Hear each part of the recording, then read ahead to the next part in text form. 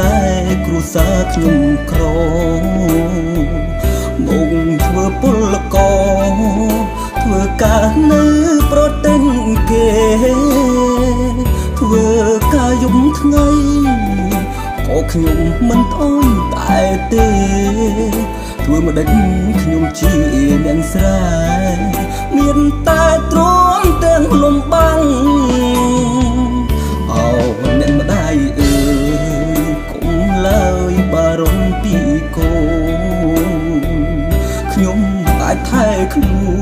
នទុំបីគ្រុនក្តៅរងាស្រុកគេត្រជាក់คงឆ្ងាយពីកម្ពុជាប៉ុន្តែខ្ញុំអាចមើលថែខ្លួនឯងមិនឲ្យម៉ែព្រួយអង្គុយមើលដួងច័ន្ទស្រមៃនឹកដល់ស្រុកខ្មែរនឹកគ្រាធ្លាប់តែច្រត់ស្រើស្រែជាមួយគ្រួសារអូខេត្តព្រៃវែងលោកមានស្នាមអានុសាវិញជាឡៃច័ន្ទគ្រឹស្នាកូនលែងដែលផ្ដល់ចំណេញខ្ញុំចំរៀងបត់នេះខ្ញុំច្រៀងផ្ដាំមិត្តពលករថែខ្លួនឲ្យល្អព្រោះមានអ្នកនៅរងចាំមានប្រពន្ធកូនបងប្អូនឪពុកអ្នកម្ដាយ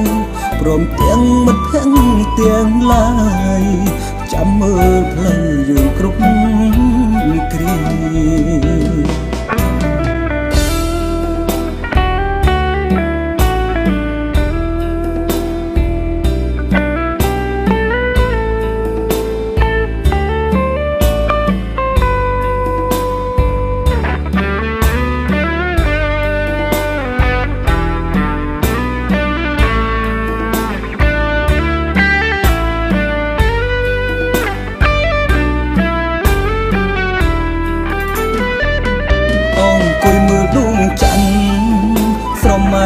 នឹកដល់ស្រុកខ្មែរ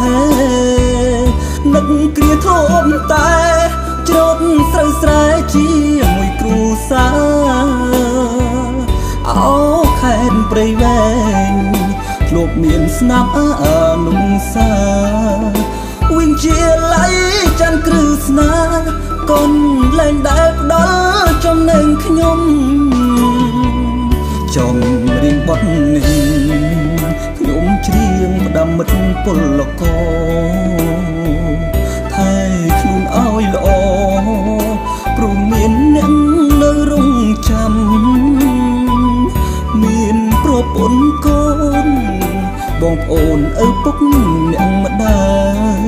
ព្រមទាំងមិត្តភក្តិទាំងឡាយចាំមើលផ្លូវយើងគ្រប់